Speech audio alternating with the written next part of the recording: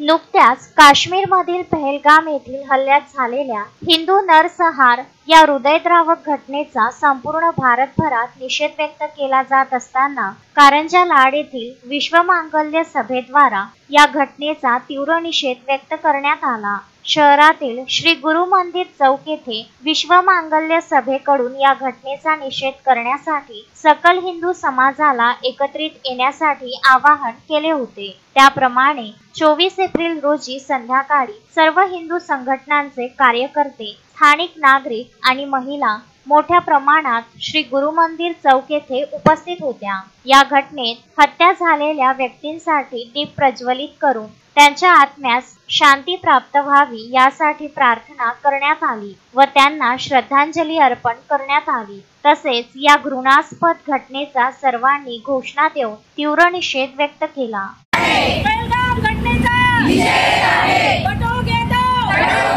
बटोगे दो, भारत माता की जय, भारत माता की जय, वंदे मातरम, वंदे मातरम, वंदे मातरम। अक्षय लोटे, विदर्भ न्यूज, कारंजा लाड।